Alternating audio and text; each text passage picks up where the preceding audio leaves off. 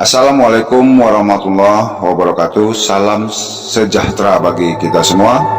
Bersama saya di channel Indra Trate 1922. Baiklah teman-teman semua, kali ini saya ingin bercerita tentang kisah nyata yang diangkat atau juga yang kita dengar, yang selalu atau melegenda di masyarakat Indonesia, masyarakat kita tentunya. Dan sebelum saya melanjutkan cerita ini, baiknya untuk mendukung channel ini jangan lupa like, comment, share, dan subscribe channel Indra Trate 1922.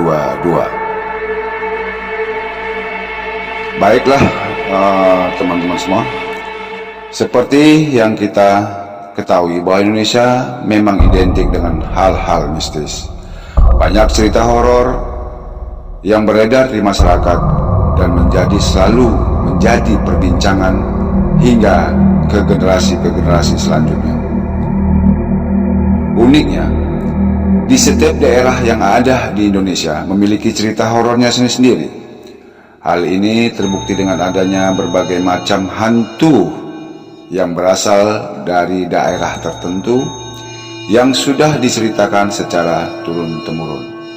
Di sini saya akan menceritakan beberapa cerita horor di Indonesia yang sudah melegenda dan juga ceritanya sempat viral pada masanya.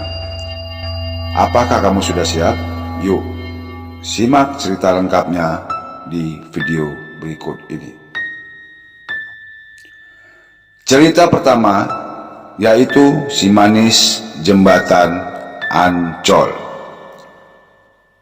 Cerita horor Indonesia yang pertama adalah Si Manis Jembatan Ancol.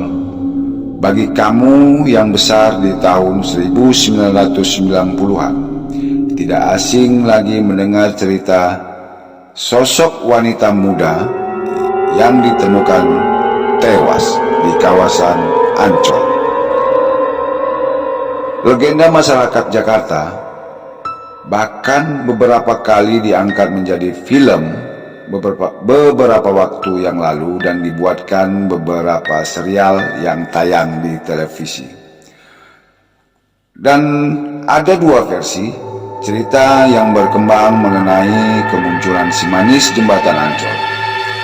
Versi pertama yaitu menceritakan gadis bernama Maryam yang tinggal bersama ibunya di rumah seorang saudagar kaya. Tapi ternyata saudagar tersebut jatuh cinta dengan kecantikan dan kemanisan Maryam. Namun Maryam menolak dan melarikan diri. Tapi akhirnya pelarian Maryam sia-sia karena ia bertemu dengan kawanan preman yang memperkosanya dan membunuhnya. Lalu jasad Maryam dibuang di dekat area Ancol. Sedangkan versi kedua menceritakan seorang gadis bernama Arya yang tidak jauh berbeda nasibnya dengan Maryam, yang akan dinikahi oleh seorang juragan kaya bernama Oi Tambahsia. Arya melarikan diri, namun ia berhasil ditangkap oleh para kaki tangannya Oi Tambahsia. Meski sempat melakukan perlawanan, namun ia tidak sanggup melawan karena tenaganya tidak sebanding.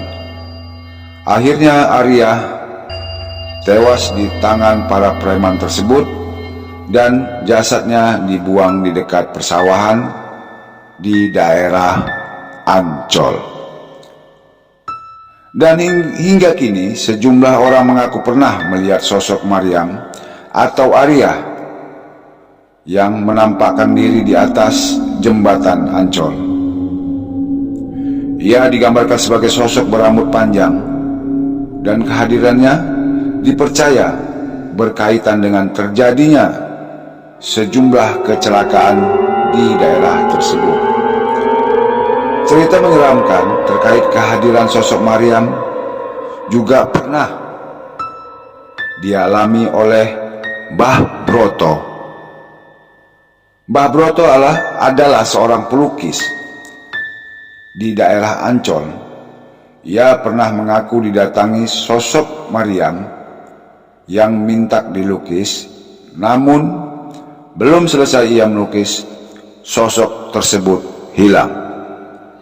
Mbah Broto sempat mengejar dan menemukannya, tetapi yang dia lihat justru tubuh wanita itu seperti terbang melayang dari kejauhan. Dan cerita mistis selanjutnya yang beredar dan berkembang di masyarakat kita, yaitu cerita pasar hantu Gunung Lawu, pasar goib yang ada di Gunung Lawu. Kisah keberadaan pasar setan menambah sisi misteri Gunung Lawu yang membentang di perbatasan Jawa Tengah di Kabupaten Karanganyar dengan Jawa Timur di Kabupaten Magetan. Keberadaan pasar setan tersebut dikaitkan dengan tataran kosmologis yang berkaitan dengan hal-hal gaib yang diyakini oleh masyarakat setempat yang mempercayai nilai-nilai budaya dan kearifan lokal. Dalam kesempatan ini saya mengatakan kepercayaan dijelaskan bahwa masyarakat lokal sama sekali tidak terganggu dengan hal-hal gaib tersebut. Mereka justru menghormati hal-hal yang bersifat metafisika, karena bukan hanya manusia saja yang hidup di dunia, melainkan ada makhluk dari dimensi lain yang mengisi kehidupan dunia, yang salah satunya berada di pasar setan Gunung Lawu. Keberadaan pasar setan digambarkan berwujud tumpukan bebatuan. Kegiatan pasar ini terjadi pada malam hari, khususnya di malam Jumat. Terkadang para pendaki dan masyarakat setempat dapat merasakan bagaimana makhluk gaib berinteraksi. Bahkan tidak jarang ada pendaki yang merasa seperti diajak berinteraksi di pasar tersebut. Pasar setan Gunung Lawu ini wujudnya tidak kasat mata, akan tetapi pendaki dan masyarakat bisa mendengar suara-suara keramaian seperti pasar-pasar pada umumnya. Jika pendaki maupun masyarakat mendengar suara atau bisikan yang mengajak berinteraksi dari bebatuan tersebut, maka mereka harus melemparkan uang berapapun dan memetik daun di sekitar lokasi tersebut. Hal itu merupakan gambaran dari proses jual beli yang ada di pasar tersebut. Sedangkan lokasi pasar setan Gunung Lawu, posisi pasar setan diyakini berada di sekitar jalur pendakian Gunung Lawu dari Candi Ceto. Jalur ini terkenal cukup terjal dan sulit dilalui karena sering diselimuti kabut. Ada banyak cekungan yang sering membuat pendaki bingung hingga tersesat. Pasar setan sebenarnya merupakan sebagian jalur pendakian Candi Ceto di Ngargoyoso, Karanganyar, Jawa Tengah. Di tempat itulah sejumlah pendaki mengaku pernah mendengar suara riuh layaknya di pasar.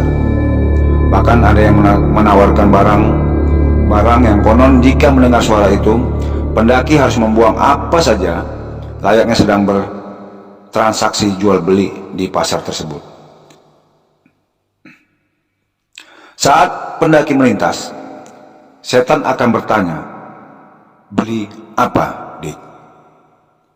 Konon, jika mendengar pertanyaan tersebut, pendaki Gunung Lawu harus menjawab seolah-olah hendak membeli barang yang ada di sekitar, seperti tanah, daun, air, atau batu. Setelah itu lemparkan uang itu ke arah datangnya suara tersebut. Itulah keseraman dari pasar setan Gunung Lawu. Baiklah rekan-rekan, teman-teman semua, sampai sini dulu cerita misteri di channel Indra Trate 1922. Marilah dukung channel ini dengan like, comment, share, serta subscribe channel ini agar berkembang, dan selanjutnya menunggu cerita-cerita mistis berikutnya. Sebelumnya saya mengucapkan Assalamualaikum warahmatullahi wabarakatuh. Sampai ketemu lagi pada episode berikutnya. Wassalam.